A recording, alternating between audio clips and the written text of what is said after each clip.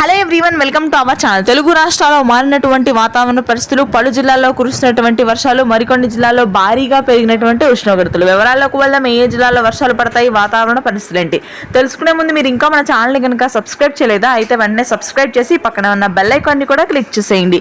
ఇక లేట్ చేయకుండా వివరాల్లో కనుక వెళ్ళినట్లయితే, ఈశాన్య మధ్య బంగాళాఖాతంలో ఏర్పడినటువంటి ఉపరితల ఆవర్తన ద్రోణి ప్రభావంతో ముఖ్యంగా రానున్నటువంటి 2 రోజుల్లో వర్షాలు నమోదయ్యే అవకాశాలు ఉన్నాయి. ఉత్తరాంధ్ర జిల్లాల్లో శ్రీకాకుళం, విజయనగరం, విశాఖపట్నం, పార్వతీపురం, మన్యం, మల్లూరు, సీతారామరాజు జిల్లాల్లో మోస్తరు వర్షాలు నమోదు కాగా, ఉత్తర తెలంగాణలోని హైదరాబాద్ పరిసర ప్రాంతాలు, అదేవిధంగా మధ్య తెలంగాణ జిల్లాల్లో భారీ వర్షాలు నమోదవుతాయి. ముఖ్యంగా ఉరుములు మెరుపులతో కూడి గంటకు 60 నుంచి 70 కిలోమీటర్ల వేగంతో ఈదురుగా ఉండే అవకాశాలు ఉన్నాయి. Kukatpally, Ameerpet, Kagaz Nagar, Malkajgiri, GHMC, Manikonda, Charminar, old city, Uppal, Nampally, Banjara hills ప్రాంతాల్లో అత్యధికంగా వర్షాలు నమోదవుతాయి. భారీ వర్షాలు కురవనప్పటికీ మోస్తరు వర్షపాతము, చిరుజల్లు నమోదయ్యే అవకాశాలు ఉన్నాయి చాలా ప్రాంతాల్లో.